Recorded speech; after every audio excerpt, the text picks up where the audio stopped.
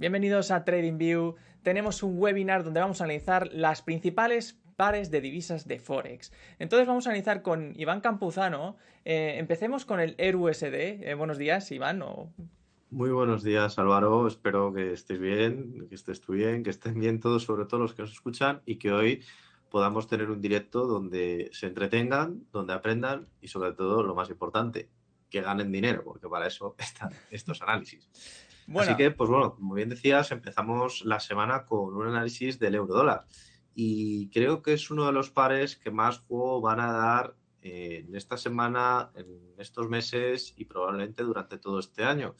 Recordemos que al tener dos de los principales bancos centrales del mundo, la gente, por lo general, pues pone mucho el foco, ¿no?, en las decisiones que toman estos bancos, sobre todo para tomar decisiones en el largo plazo. Es decir, lo que hace el Banco de Inglaterra, el Banco de Canadá, el Banco de Japón, muchas veces viene referenciado por las actitudes que toman estos dos bancos. Y teniendo en cuenta que hoy, en términos generales, nos encontramos en una situación donde el euro dólar no tiene un movimiento claro, donde hay subidas de tipos de interés, donde hay inflación, donde los discursos y las previsiones cambian semana a semana, pues claro, ¿qué es lo que nos encontramos? Nos encontramos que este par, sin duda alguna, es de los que más promete este año. De hecho, empezábamos ese crecimiento alcista desde el 0,95, había perdido la paridad en el mes de octubre, y durante la mitad del mes de noviembre vimos una subida no tan sorpresiva debido a que la Reserva Federal pues calmó, ¿no?, las expectativas de subidas de tipos. Fíjate, ¿no?, que hoy pues nos plantábamos con muchos de los journals, ¿no?, hablando de que la subida de tipos de la Reserva Federal va a ser probablemente de medio punto, ¿no? Y aquí, pues ya en este momento, los traders, y las instituciones, por lo general, los traders institucionales, pues por estas fechas ya habían dicho, oye, no va a haber más subidas de tipos por parte de la Reserva Federal, o por lo menos va a haber subidas de 0,25. La inflación está ya controlada, ¿no? Ese era el mensaje, y estamos hablando de noviembre del año pasado. ¿Qué es lo que ocurrió por este entonces? Pues lo que ocurrió es que la Reserva Federal empezó a decir, vamos a subir 0,25% los tipos de interés, y Europa, por su lado, pues veía cómo iba a subir 0,5, y además durante mucho más tiempo. Entonces, eso es el término macroeconómico general que nos ha llevado a esa recuperación durante los últimos meses de diciembre, y que nos llevó a recuperar, pues al empezar el año, el 1,06, ¿no?, partiendo del 0,95. ¿Qué es lo que ha ocurrido durante todo este año? Porque yo siempre creo que para explicar el futuro de cómo va a ir el eurodólar hay que entender cómo hemos llegado o cómo en el pasado se ha comportado este mismo. Y en este caso, pues lo que tenemos aquí es una estructura más que evidente de discurso y de mes a mes. ¿Por qué? Porque durante todo el mes de enero, una vez llegó el mes de enero, vimos cómo ascendía hasta llegar incluso un día al 1,10, cosa que a mí me resultaba totalmente inaudita. ¿Por qué? Porque todavía la Unión Europea estaba a un porcentaje de un 2%, 2,25% de diferencial con el dólar. ¿Qué quiere decir esto? Que si yo, inversor, tengo 100.000 euros, es mucho más fácil comprar, por ejemplo, dólares que comprar euros. ¿Por qué? Porque me pagan más tipo de interés. Entonces, como todos los que nos escuchan, lo más lógico es que uno invierta allí donde más rendimiento tenga, sobre todo teniendo en cuenta que ambos países pues son, Europa, más bien continente, en este caso, pues pagan, ¿no? Y pagan religiosamente, es decir, no tienen problemas con su divisa o con el pago de la misma, de los intereses de la misma. Entonces, claro, llegó este momento. ¿Qué es lo que ocurrió en febrero? Pues bueno, lo que ocurrió en febrero y que nos ha llevado a la situación actual es, primero, que la guerra de Ucrania, que parecía, ¿no?, que ya estaba solucionada, o que en cierta medida pues ya los ucranianos habían ganado muchísimo terreno, lo que ocurrió es que Rusia volvía a contraatacar, es decir, que la guerra se volvía a enquistar una vez más.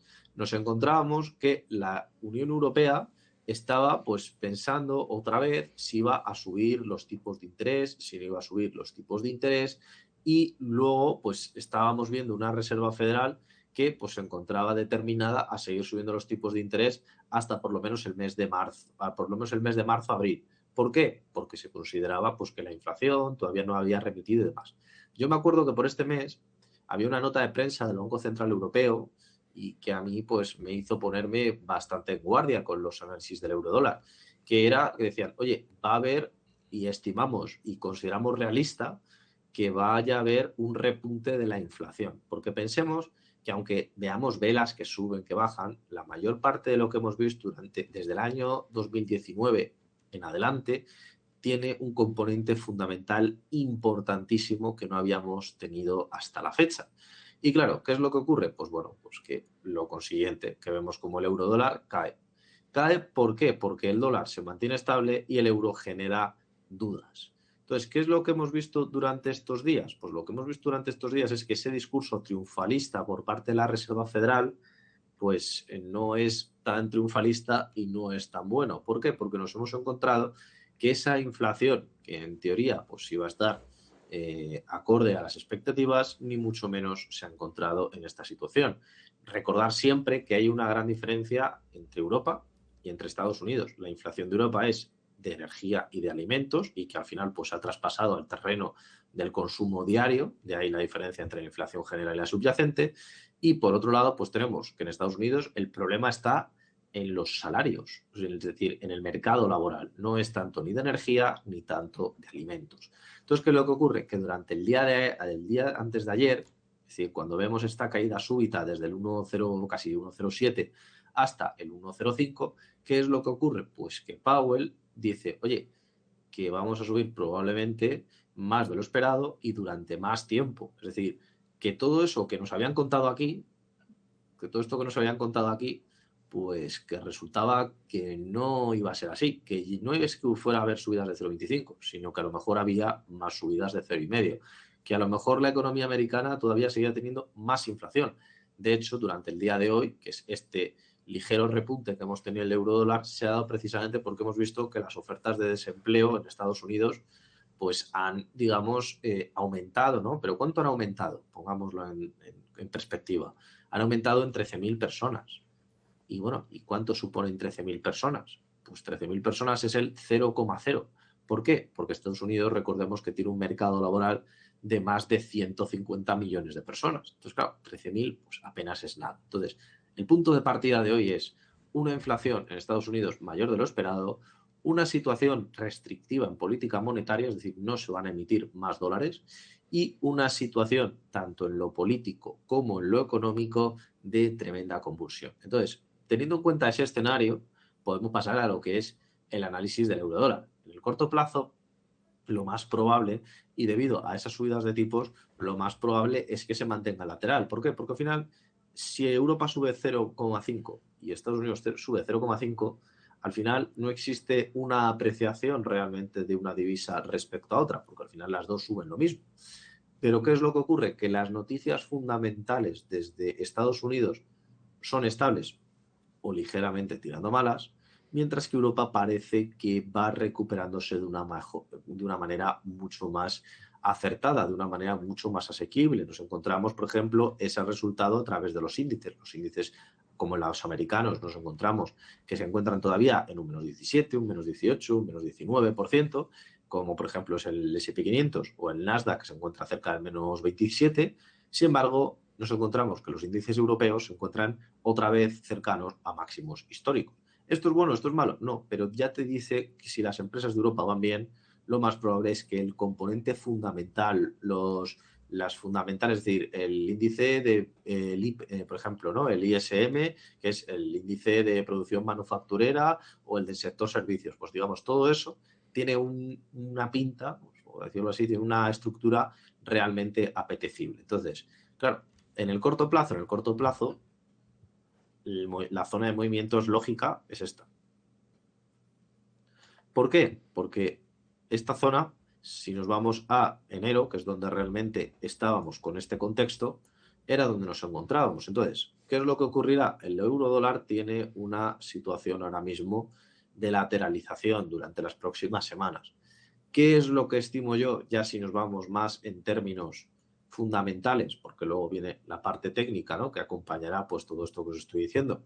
Pues ¿qué es lo que ocurrirá? Pues lo que ocurrirá es algo muy sencillo. Ocurrirá que acabaremos viendo una escalada del euro dólar probablemente. ¿Por qué? Porque aunque Powell diga que va a seguir subiendo los tipos de interés, recordemos que todos los presidentes de los bancos centrales son políticos. Y el problema está en que ahora mismo se encuentra la curva de tipos de interés, que para el que no lo sepa, pues al final es el riesgo que uno paga por, digamos, comprar deuda de un país.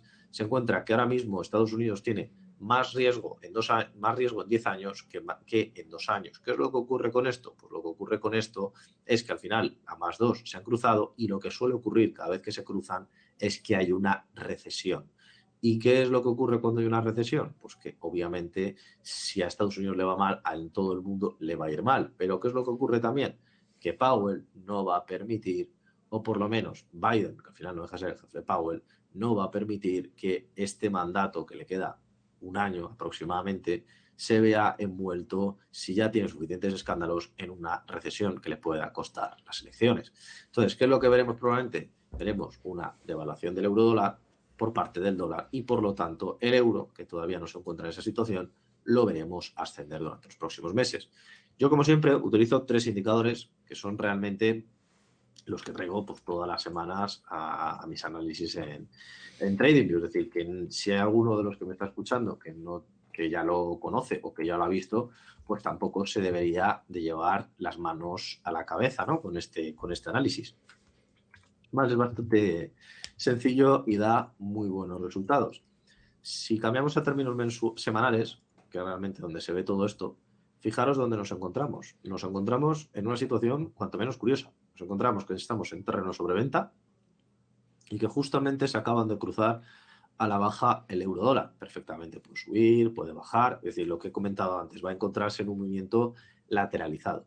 Pero veníamos de una fuerza alcista tan importante que lo más probable es que terminemos de ver cómo choca hasta esta zona del 1,05 para remontar. ¿Por qué? Porque si os dais cuenta en el largo plazo, salvo periodos muy concretos, el estocástico en términos semanales con el euro dólar funciona realmente bien. Y si ya nos vamos en términos mensuales, que esto ya es espectacular, fijaros lo que nos encontramos. Nos encontramos justamente cambiados los indicadores. Es decir, nos encontramos que tenemos un RSI estocástico en sobrecompra y un MAC en sobreventa. Y al final, ¿qué es lo que nos tiene que importar? La media en este caso. ¿Y qué es lo que nos encontramos? Que la media en este caso, que lo marca la banda de Bollinger, fijaros que nos estamos encontrando muy alejados de la media, que está sobre el 1,08, 1,09. ¿Qué es lo que ocurre con esto? Lo que ocurre con esto es que aunque veamos que pueda existir esa corrección que he mencionado antes y que lo hemos visto en términos semanales, pues acabemos viendo cómo esa tendencia impulsada por el MAC acaba llevándonos a cotas superiores. Es decir, que si sois inversores en el largo plazo de las divisas, que cerráis el ordenador y os olvidáis y lo veis dentro de 2 meses o dentro de 3 meses, lo más probable es que os acabéis encontrando un beneficio con una compra. Como entiendo que eso no es lo normal, porque al final la gente pues cuando tradea horas, tradea días, tradea semanas, pero no meses, pero que siempre tengáis un ojo teniendo en cuenta que la tendencia del euro dólar o los componentes fundamentales que van a hacer que la tendencia del euro dólar se mueva, va a ser en una línea o en una dirección alcista. Más cosas que comentar, pues bueno, yo creo que hay otros pares, ¿no? Que son también, pues, la par de interesantes, ¿no? En este caso, pues, como diría yo, pues tenemos otro que me soléis preguntar mucho, que es en la libra contra el dólar. En este caso, deciros que por lo general la libra contra el dólar, y esto es una cosa que tenéis que tener en cuenta, es que en el Forex existen altos niveles de correlación. Es decir, el euro dólar tiene alguna similitud con la libra dólar. Sí, que cuando el euro dólar sube, la libra dólar baja, por lo general. ¿Por qué? Porque hay un efecto de correlación. Pensad que ambas dos comparten la misma divisa, es decir, comparten la divisa del dólar. Entonces, cuando, por ejemplo, comparáis o utilizáis 5 pares con la misma divisa, o en el lado izquierdo o en el lado derecho de la nomenclatura, al final lo que os acabáis encontrando es una situación en la cual, pues si algo baja, lo otro sube, entonces al final acabáis teniendo pérdidas, ¿no? Por tanto, si me diríais, oye, ¿este análisis del euro dólar me vale para la libra dólar? Sí, porque hace lo contrario, por lo general. Entonces, ¿qué es lo que ocurre? Pues lo que ocurre es que aquí nos encontramos en una situación completamente distinta, al menos en el ámbito fundamental. Igual que Estados Unidos he mencionado que no lo debería hacer especialmente bien, que ahora mismo pues tiene unos compromisos en el mediano largo plazo pues cuanto menos escabrosos. La libra, a diferencia de Europa, también se encuentra en una situación peculiar. Recordemos, al final es una isla que se ha salido de la Unión Europea, que tiene unos problemas energéticos muy importantes, de abastecimiento importantes, tensiones salariales importantes, y al final pues todo eso está desembocando en que si la crisis en Reino Unido iba a ser acentuada, pues se vaya acentuando aún más. Muchas empresas, después de la salida de la Unión Europea, pues digamos, ¿no? Han ido poco a poco, ¿no? Avanzando en una dirección de abandonar el Reino Unido y por lo tanto, pues también los ingresos fiscales han ido a menos. Entonces, digamos que tanto el clima social como el clima económico no ayudan especialmente a que la libra vaya bien. Entonces, ¿qué es lo que ocurre? Que si el dólar no va bien, pero la libra va aún peor, pues lo que nos acabamos encontrando es una libra dólar con una tendencia cuanto menos bajista.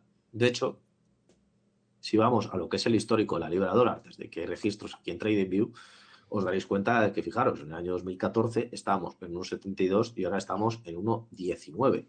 ¿Qué significa eso? Pues significa, para que lo tengáis en consideración en largo plazo, que la libra ha perdido el 31% de su valor. Y eso en una divisa es muchísimo.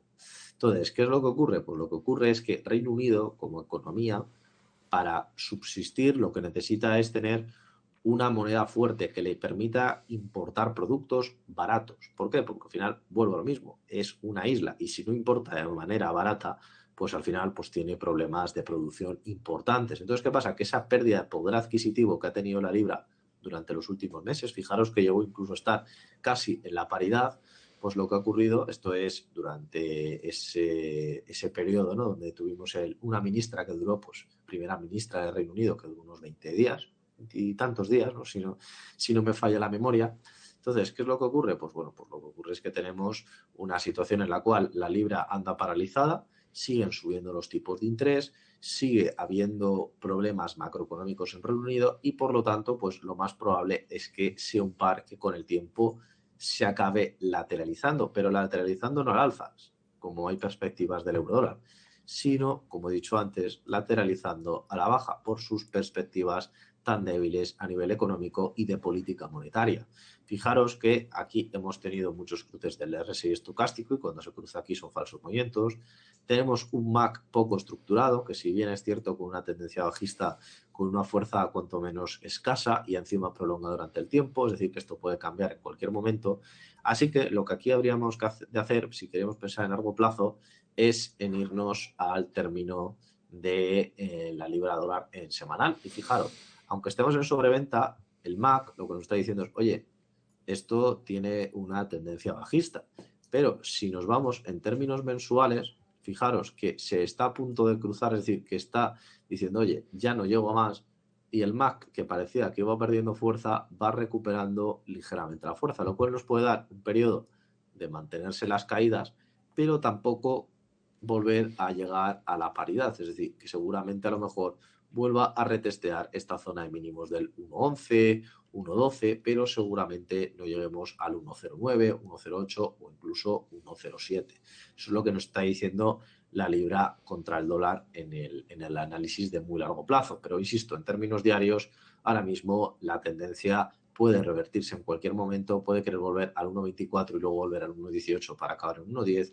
Es decir, que la tendencia ahora mismo no anda nada clara por parte al menos de los indicadores técnicos. Luego hay otro par también, ¿no? Que me soléis pedir bastante, ¿no? Me suelen pedir bastante en TradingView, que es el dólar contra el yen.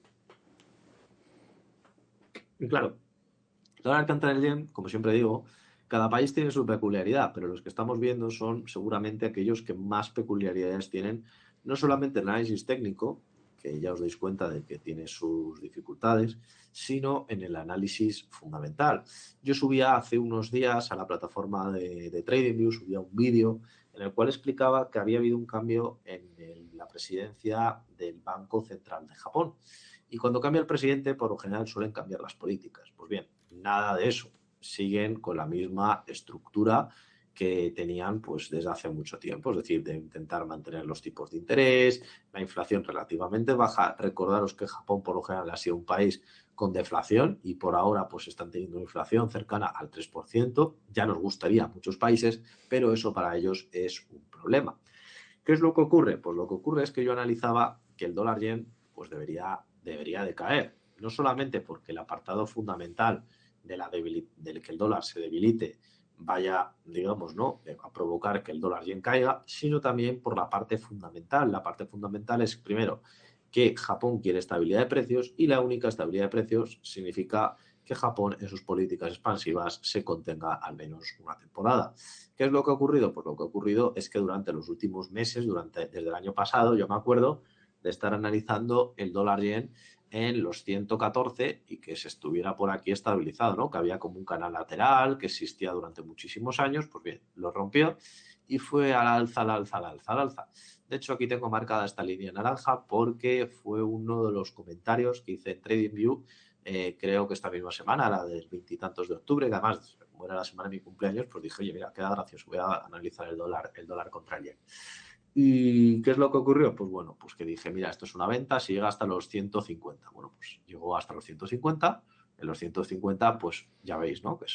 Que es una venta cuanto menos interesante, ¿no? Porque ya para mí, pues estaba subiendo demasiado, ¿no? Una cosa es que tu divisa se abarate o se encarezca, pero otra cosa es que dejes morir a tu divisa, ¿no? Entonces, ¿qué es lo que ocurría? Pues bueno, pues que durante la última semana yo estimaba que, sobre todo teniendo en cuenta ese aspecto fundamental, debería de haber unas caídas importantes del dólar contra el yen. Llevamos 2 semanas lateralizado, es cierto que con algún repunte alcista, que siempre puede hacer daño, pero es que si no habéis sobrelotado, pues probablemente estemos en esta zona otra vez. ¿Cuál es la diferencia? La diferencia está en que aquí tenemos una tendencia que no es clara en diario, pero en términos semanales yo creo que es más que evidente. Es decir, en términos diarios venimos de un MAC muy ordenado y muy largo y esto tiene que corregir. Por otro lado, fijaros, también, ¿por qué debería corregir? Hemos estado en sobrecompra. Es cierto que ahora mismo está con una ligera cruce en compras, pero tampoco es que sea excesivo. Además, pensad que la banda de Bollinger está justamente cruzando la media y eso pues también puede generar retrocesos.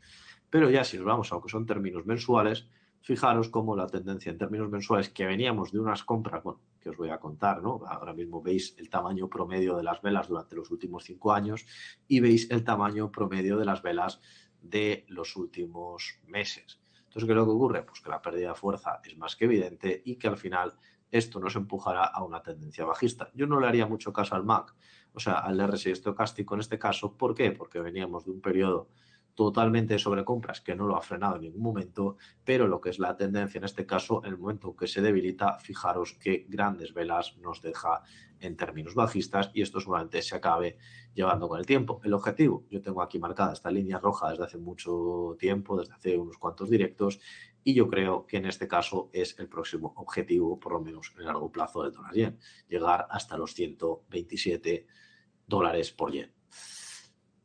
Y por último, uno de los análisis que también más me pedís y que también, pues, por lo general, ¿no? Al menos de divisas, para ver cómo va la situación del dólar, porque al final podemos compararlo con lo que viene siendo el resto de divisas, ¿no?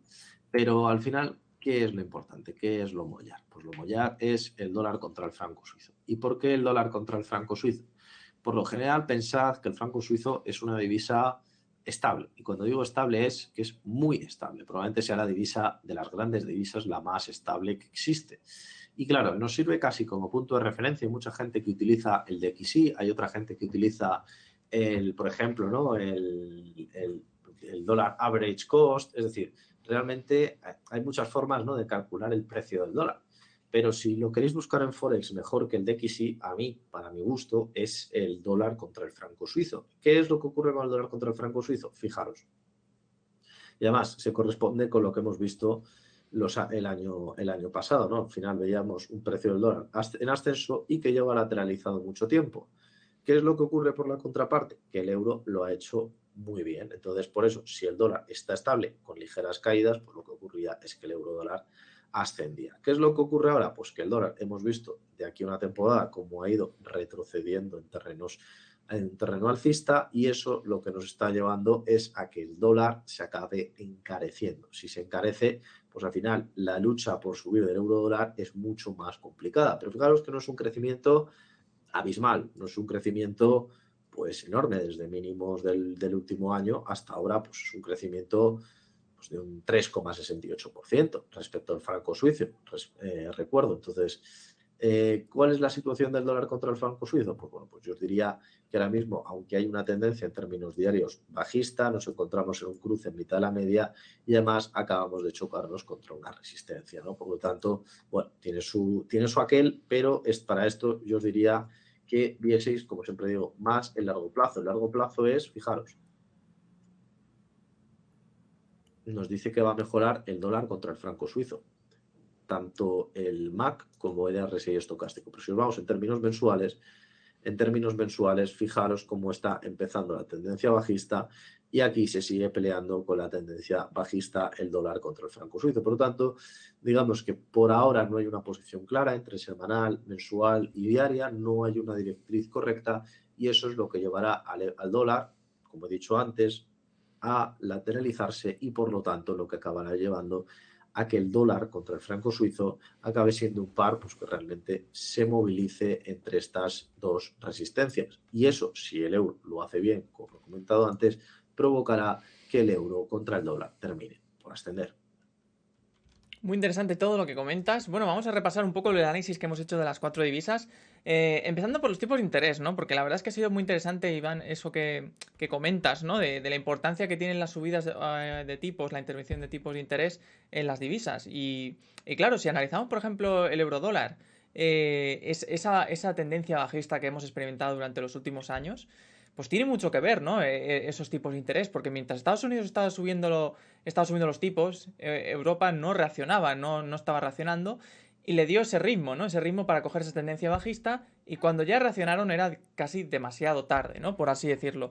Y ahora justo en esa última subida de tipos, que fue justamente la única que ha habido una diferencia, es decir, que en vez de ser igual a la subida de tipos que en Estados Unidos y en Europa, digamos que Estados Unidos empezó ya a bajar el ritmo para ver si eso ya era suficiente, porque claro, yo entiendo que cuando la inflación sube es difícil pararla, ¿no? Y creo que al final se han dado cuenta de eso, ¿no? Que subieron un 0,25 para ver si eso era suficiente y se ve que no. Se ve que eso todavía la inflación está alta y que no logran bajarla al ritmo al que quieren, ¿no? Entonces al final parece ser que se ven forzados a hacer otra subida de 0,50, ¿no? Y claro, Efectivamente.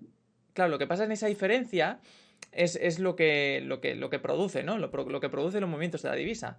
Y ahora parece ser que si suben otra vez a 0,50, pues lo que dices, Iván, ¿no? Que puede haber un movimiento lateral, incluso también podría bajar, porque si cogiera la tendencia que había pasado hasta entonces, con la subida acumulada que tiene Estados Unidos, podría decirse que seguiría, digamos, en primera posición, ¿no? En los que suben los tipos. De hecho, como país no es el que más alto tiene los tipos. Tenemos que recordar que al final hay países, ¿no?, donde los tipos de interés son más elevados, pero todos son de monedas con menor valor. También pensad que al final los tipos de interés, pues al final pagan también ciertamente en una prima del riesgo. Al final todo el mundo sabe, tanto que Europa, Estados Unidos, Japón, Reino Unido, etcétera, van a pagar, mientras que hay otros países donde la divisa pues tiene más volatilidad, genera más riesgo, etcétera. Pero no hace falta irse muy lejos, estamos empezando el año 2023, cuando en el año 2021 nos encontrábamos en estas cotas, en la cota del 1,22. Y además, fíjate que durante todo el año 2000, parte del 2020 y 2021, casi un año entero, estuvo en la cota del 1,17, 1,21. Recordad que el COVID, que se ve muy fácilmente en el gráfico del euro dólar, se encuentra aquí. O sea, para que veáis que realmente los eventos fundamentales, como digo yo muchas veces, son la gasolina en el coche. Podéis tener el mejor coche, el mejor análisis técnico del mundo, pero si no entendéis el análisis fundamental que hay detrás, el coche no va a arrancar. Lo mismo ocurre al revés, de que sirve tener 1 millón de barriles de gasolina si no tienes un buen coche para usarlas. Entonces, ¿qué es lo que ocurre? Fíjate, aquí esto es lo que ocurrió con el euro dólar, con el COVID. ¿Qué es lo que ocurrió? Pues bueno, pues ocurrió la política de Estados Unidos, era el final del mandato digamos, de Trump, ¿no? También la vacuna estaba tardando por llegar. Pensemos que Pfizer y que en este caso, pues también, ¿no? Moderna, que fueron las dos principales empresas en descubrir la vacuna, pues el tema que tenían es que se veía que había una preponderancia, ¿no?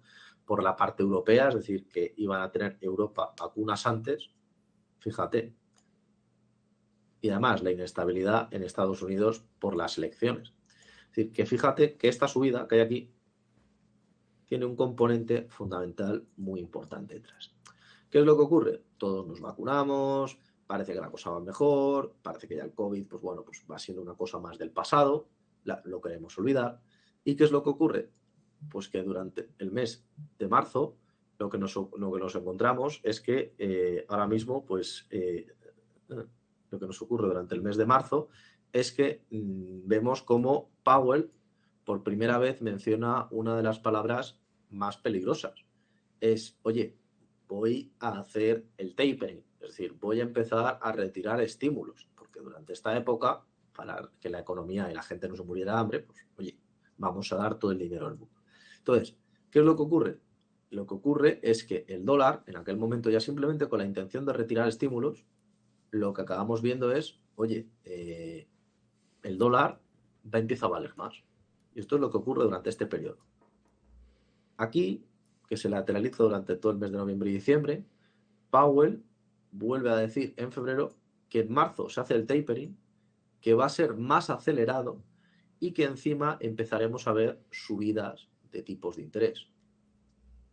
Entre el tapering que ocurre en el mes de marzo y las subidas de tipos de interés, nos llevan hasta aquí. Es decir, fíjate que te he descrito los últimos 3 años con 4 noticias fundamentales importantes, que son las que han marcado la tendencia. Luego podemos entrar en el trading. El trading, pues el día a día, la noticia, si sube un puntito más el PMI y otro, pero al final las tendencias, que es lo que nosotros tenemos que tener en cuenta, ocurren por algo. Y ahora mismo la situación actual es que la tendencia económica en Estados Unidos no es buena y salvo que haya una recesión, la política económica de Estados Unidos va a ser restrictiva, es decir, va a seguir siendo subir los tipos. Pero como esto mismo ocurre en Europa y Europa, como empezó más tarde, es decir, Europa no empezó a subir tipos hasta aquí. Es decir, Estados Unidos venía ya desde el mes de mayo, si no me falla la memoria, subiendo tipos de interés. Europa no. Entonces, toda esta bajada tiene que ver por esto, no por otra cosa. Y aquí es cuando ya Lagarde empieza a pisar el acelerador con la subida de tipos, que nos llevan hasta aquí. Que aquí es cuando cambia el discurso de vamos a ser más laxos. Y entonces, ¿qué es lo que ocurre? Que ahora ha dicho, no vamos a ser más laxos, vamos a ser igual. Y eso es lo que va a producir la lateralización. ¿Va a cambiar algo? Probablemente veamos que cambie algo de cara a junio. Si la situación macroeconómica en Estados Unidos es de estancamiento o de crisis o de recesión, probablemente veamos como la Reserva Federal afloja. Y lo mismo hará Europa. En caso contrario, veremos subidas de tipos más agresivas, lo cual provocará mayor movimiento lateralizado.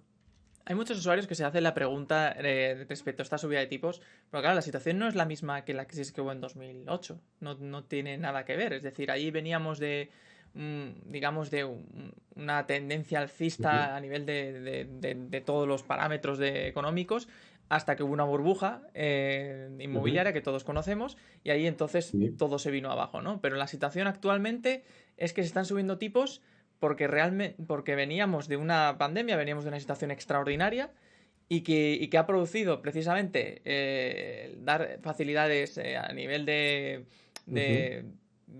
estas, digamos, acciones que han tomado los bancos centrales para dar dinero, incluso a los ciudadanos de Estados Unidos también tenían hasta las famosas nóminas, por así decirlo, de los que estaban en paro y todo eso. Entonces, muy, muy curioso cómo han tratado cada uno esa situación. Pero claro, esta situación de ahora nos encontramos que no sabemos qué va a ocurrir, porque si ahora que siguen todavía endureciendo más, pueden pasarse de rosca, ¿no? Por así decirlo. Y eso podría provocar esa recesión. Pero claro, no es la recesión como de 2008, porque aquí simplemente le dan la vuelta a los tipos y en teoría deberían solucionarlo rápido, ¿o no? Deberían de solucionarlo rápido, pero concretamente en el tema que nos atañe, que al final es las divisas, el problema está en que al final esto es como el vals, ¿no? si los dos bailan muy mal, pues no se nota, y si los dos bailan muy bien, pues no se nota cuál es el que mejor baila de los dos. Eso sí, cuando uno baila mal y el otro bien, todo el mundo se da cuenta. El problema está en que ambos dos bancos centrales han querido unir su destino. Es decir, si uno sube 0,5, sube el otro 0,5. Si uno sube 0,25, el otro sube 0,25. Y ya Lagarde ha avisado desde hace bastante tiempo, desde hace un mes, que lleva diciendo que va a subir medio punto porcentual. Por lo tanto, no sería nada de extrañar que Powell, y viendo todo lo que está ocurriendo, tanto en las nóminas no agrícolas de esta semana, como los datos de inflación, como los datos de inflación del consumidor, pues que esto acabe ocurriendo. La crisis no tiene nada que ver. La crisis del año 2008 es una crisis financiera, una crisis por la cual pues, muchos bancos se pasaron de frenada concediendo créditos a gente que luego no podía pagarlos. ¿Qué es lo que ocurrió? Que había tal nivel de deuda impagable que al final alguien quería cobrar. Y cuando alguien quiere cobrar y no hay dinero, pues ocurre lo que ocurre. La situación actual es totalmente distinta. Yo además, respecto a esa crisis, tengo por ahí un libro que recomiendo encarecidamente de Alan Tuth, que es se llama Crisis, ¿no? Y que realmente explica, ¿no? Un libro cortito, unas 400, 500 páginas, explica qué es lo que ocurrió en Estados Unidos, pero detalladamente para esa crisis. La crisis ahora mismo es totalmente contraria. El problema está en que ahora mismo hay tanto dinero en el sistema que el sistema, al final, para digerirlo, ha estado creciendo a base de deuda, a base de imprimir billetes. ¿Y qué es lo que ocurre? Pues que al final la gente se había acostumbrado a ser adictos al dinero. Y no adictos al dinero de, oye, vamos a ganar dinero. No, ni mucho menos. Si Estados Unidos tenía un mal dato, por ponerte un ejemplo, yo de lo que veía hace pues, no tanto tiempo, bueno, el año pasado o incluso el anterior, cuando teníamos subidas de tipos de interés, o sea, no había subidas de tipos de interés, me estoy yendo muy, muy cerca, cuando teníamos bajadas de los PMIs manufactureros, por ejemplo, de la industria, ¿qué es lo que ocurría? Que la bolsa subía y uno decía, ¿cómo puede subir la bolsa? Pero si la industria va mal, ¿por qué? Y van a vender menos, producen menos, ¿por qué? Y la respuesta era, no, porque si la industria va mal, lo más probable es que el gobierno se meta de por medio y meta dinero. La Reserva Federal meta dinero, el Banco Central Europeo meta dinero. Cada vez que había un problema en Bruselas o un país tenía problemas con sus presupuestos generales, la bolsa europea subía. Oye, pero que eso es inestabilidad política y inestabilidad presupuestaria. Bueno, pero el Banco Central ya imprimirá dinero. Ese era el discurso que había. ¿Qué es lo que ocurre ahora? Pues lo que ocurre ahora es que la Reserva Federal, además, de hecho ayer Powell en el Congreso, no, en el Senado, dijo, oye, ya estamos gastando demasiado, no voy a aumentar el techo de deuda y la Reserva Federal no tiene por qué rescatar a nadie. Lo dejó a entender. Entonces, todo ese era como una droga que ahora pues ya no existe. Entonces, claro, ahora la gente estamos todavía, ¿no?, en ese proceso de morriña, ¿no?, de desacoplarnos de la droga. Y eso es lo que está ocurriendo ahora mismo. Y por eso hay un proceso de inflación, por eso hemos tenido una mayor inflación de 40 años. O sea, que esto no es casualidad, es la causalidad a la cual nos han llevado los bancos centrales con sus políticas. Bueno, de hecho, estos cambios de políticas han provocado, por ejemplo, el euro que ha llegado a niveles de 2002, ahí fue los mínimos de la paridad. La libra creo que ya es todavía menos, creo que Bueno, la libra 1900. ha estado, yo vamos, desde que tengo al menos, hombre, la libra contra el dólar lleva cotizando desde que Estados Unidos se independizó, ¿no? Entiendo que tanto rango de precios no existe en TradingView, pero fíjate, desde el año 72, que me parece ya una cifra razonable, y yo creo que tú y yo y muchos de los que nos escuchan en el año 72 pues todavía no éramos ni proyecto, ¿no?, de persona, pero fíjate que aquí nos encontramos que era su mínimo histórico, al menos desde que hay gráficos aquí, pero fíjate, estábamos en el 1,03 y el peor momento fue en el año 85 con el 1,01. Fíjate que esta línea que tengo yo aquí marcada es la que marqué yo en su momento diciendo, bueno, si rompe esto es que Reino Unido es un puñetero desastre. Bueno, fue tan desastre que la primera ministra duró menos, de hecho le llamaban, ¿no?, la ministra... ¿cómo era? La ministra lechuga, ¿no? Porque pensaban que iba antes a caducar una lechuga expuesta al aire antes que lo que tardaría la ministra en dimitir, ¿no? Pues eso es lo que ocurre. Entonces, este efecto rebote que hemos tenido durante el último trimestre ha sido un efecto rebote de esto, del hundimiento de la libra.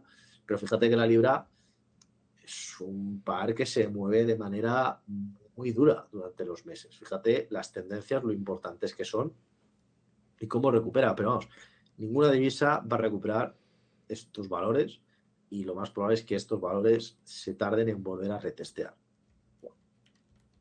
No, muy interesante.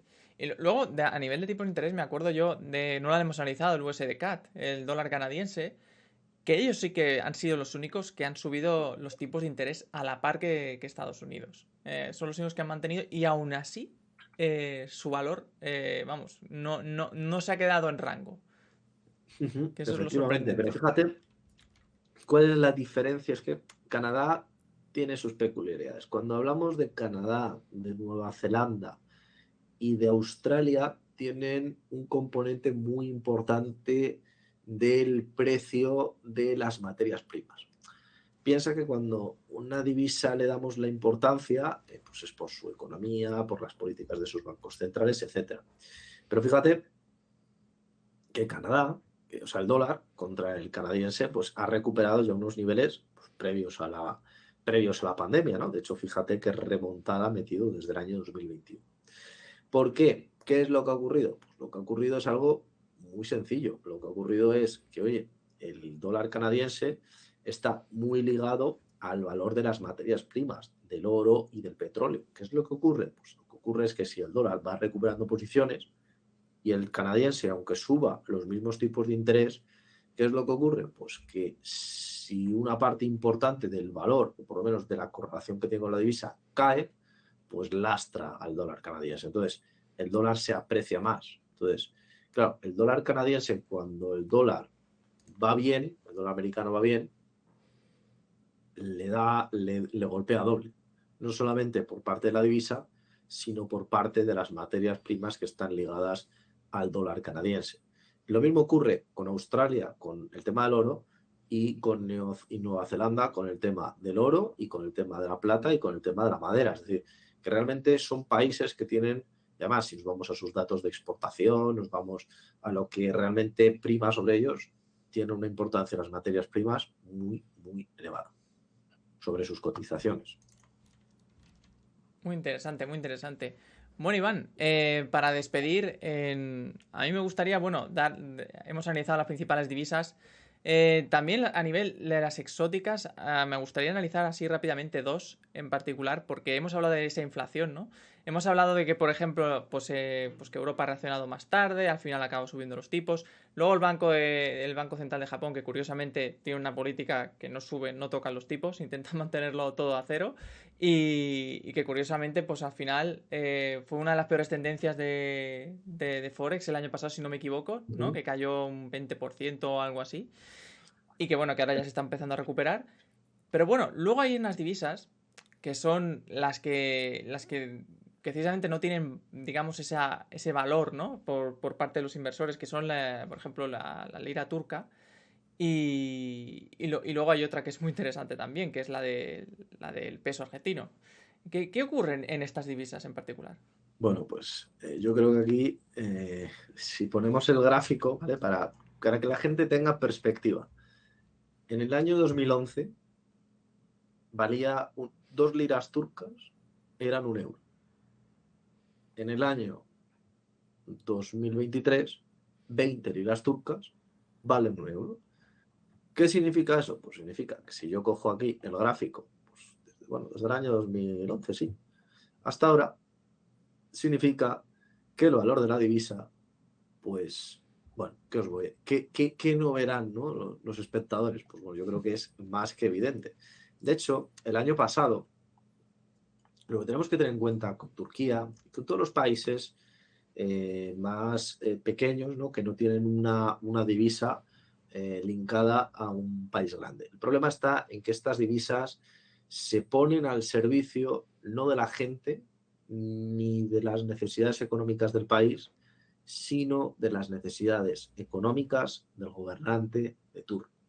Es decir, que si mañana por decreto Erdogan, presidente de Turquía, dice que tiene que financiar la guerra de Siria, por lo que sea, y necesita más dinero, pues hace una devaluación de la divisa y recauda por el efecto de la devaluación.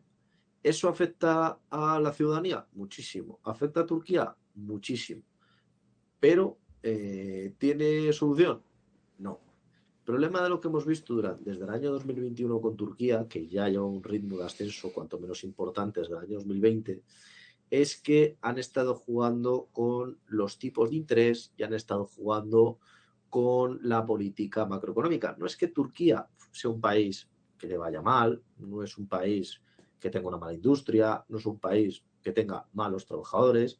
De hecho, está en una situación privilegiada. Está cerca de los países arábigos, está colindando con Europa y tiene un acceso privilegiado al comercio con Rusia. Entonces, lo tiene casi todo a nivel geográfico. ¿Qué es lo que ocurre? Lo que ocurre está en que, por ejemplo, a Erdogan le intentaron dar un golpe de Estado, se volvió más agresivo con la gente que desconfiaba y cesó al ministro de Economía en su momento. Entonces, todo esto se produjo, todo esto que estamos viendo ahora, se produce por entre el COVID para pagar, ¿no?, esa deuda, por decirlo así, lo mismo que el eurodólar, y por la desconfianza política de Erdogan. Pero claro, llegamos a este punto. Este punto yo creo que es muy interesante. Este punto, que nos llevó hasta las 20 libras por euro, es una situación que ocurre cuando Erdogan, porque el presidente del Banco Central de Turquía decide no aprobarle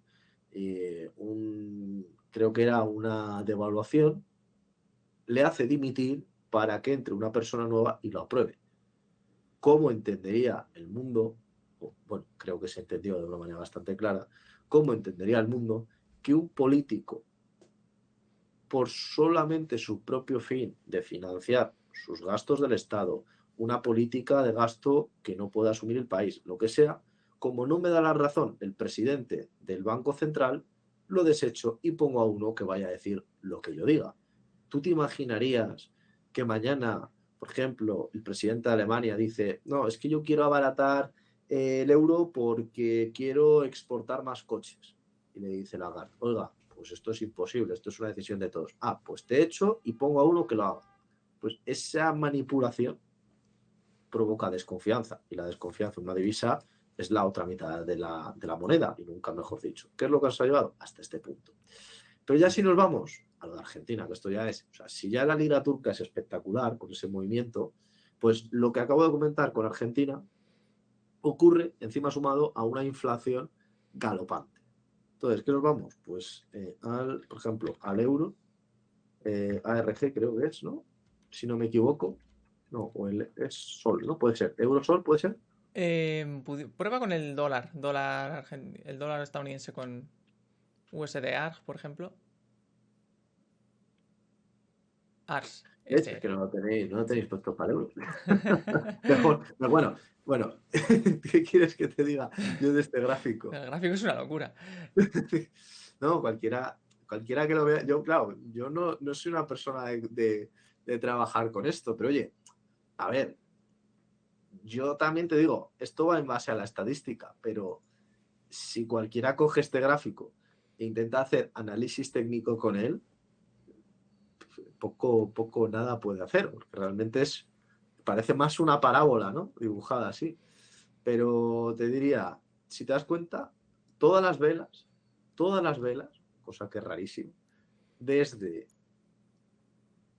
pues no sé, desde el año 2020 son alcistas. Sí, prácticamente Dime todas. tú una divisa donde ocurra eso. No, no ocurre prácticamente en ninguna otra. Bueno, es que fíjate lo grave. Valía $2 en el año 2010 por hacer lo mismo que la lira turca y ahora vale 27. Es decir, no vale nada. Claro, Bueno, no vale, aquí la no, pregunta 27 es, no, 200. claro, Es la decir, pregunta es, ¿esto tiene un límite? Tanto la lira turca como... ¿Esto tiene un límite? ¿Va a llegar un punto en el que pues, puede explotar?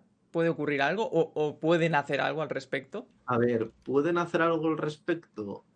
Sí, Sí, la respuesta es, ¿están dispuestos a asumir el coste que tiene hacer eso? Porque recordemos que no es una situación fácil. Cuando has devaluado tu divisa, que vale 200 pesos un dólar, cuando hace 10 años eran 2 pesos un dólar, pues claro, has perdido un 2000% del valor de tu moneda. Entonces, ¿se puede solucionar? Sí, se puede solucionar creando una nueva moneda, pero no como hace Venezuela, de crear una nueva moneda y ya la devalúa el primer día, no, creando una nueva moneda y dándole al Banco Central unas herramientas que la comunidad internacional, tanto el FMI como el resto de bancos centrales, estén dispuestos a aceptar, porque al final, si el resto de bancos centrales no creen en ti, o el FMI no cree en ti, o incluso ni siquiera tú crees en tu propia divisa, esto que ocurre una vez volverá a ocurrir. Y lo hemos visto en Venezuela. En Venezuela creo que han sacado en los últimos 20 años 6 divisas. Es decir, eliminan una y crean otra. Pero es que ya a la semana ya ha perdido casi todo su valor. Entonces, es una cuestión de crear una nueva divisa. Claro, el problema de crear una nueva divisa, es decir, que si pasas de aquí a aquí, automáticamente, ¿qué es lo que ocurre? Pues que si reviertes eso mediante decreto y mediante la creación de una nueva moneda, la gente que tenía esto ahora ya no tiene nada. Y como encima les cuesta más todo, generas automáticamente un boom de pobreza que cuesta solucionar probablemente 20 o 30 años para arreglar esto. Claro, ningún político quiere de repente, si ya tiene pobreza, generar aún más y aún más y aún más y aún más, además en un proceso que a lo mejor se morirá sin ver el resultado. Es decir, estamos hablando 20, 30 o 40 años. ¿Qué es lo que le ocurrió, fíjate, como dato curioso, a la Unión Soviética? Cuando la Unión Soviética se desintegra, deja el rublo, o al menos el rublo soviético, y se genera una bolsa de pobreza tan importante que hasta el año 2010 no había recuperado todo ese golpe del cambio de divisa. Estamos hablando desde la desintegración de la Unión Soviética hasta el año 2010. ¿Es esto posible en Argentina? ¿Es esto posible en países como Venezuela o como por ejemplo algunos de África? Esa es la pregunta. Pero como ves, todos los países exóticos, por eso son tan exóticos, porque ocurren cosas totalmente fuera de la imaginación de uno. No, no, y está claro que ahora mismo, bueno, yo he escuchado rumores de que se quiere crear una especie de divisa latinoamericana de todos los países de esa zona, eh, con un banco central, digamos, que se encargara, pues como tenemos aquí el Banco Central Europeo, el banco, pues ellos tendrían el Banco Central Latinoamericano, ¿no? Por así decirlo. También se ha escuchado eso, que podría ser una solución, pero claro, el tema es que se tienen que poner todos de acuerdo y unir un sistema así es complejo. No se han puesto de acuerdo desde la independencia de España. Yo creo que va a ser muy complicado que se pongan de acuerdo, sobre todo porque, fíjate, en Europa cuando se creó el euro, se creó tras un proceso de integración lento entre economías del primer mundo fuertes y con sociedades cohesionadas y con un alto nivel de vida. La diferencia entre el país más rico de Latinoamérica y el más pobre es abismal. La diferencia social es abismal, la diferencia política es abismal. En Europa eso era mucho más homogéneo, que es lo que permitió llegar a ese acuerdo.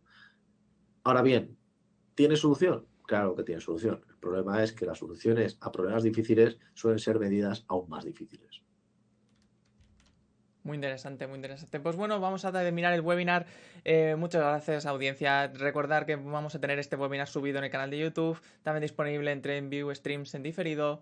Y nada, Iván, un mensaje para nuestra audiencia para despedir este webinar de Forex. Yo espero que hayan disfrutado, que se lo hayan pasado bien. He contado unas cuantas curiosidades, detallitas y anécdotas, sobre todo con estos pares tan curiosos, ¿no? Como el argentino y el de la lira turca. Y que me pueden seguir en TradingView, que yo también tengo ahí mi perfil donde subo cosillas, análisis y demás. Y que, bueno, pues que encantado de resolver sus dudas todas las semanas. Genial, pues muchas gracias, que pasen un buen día. Hasta pronto.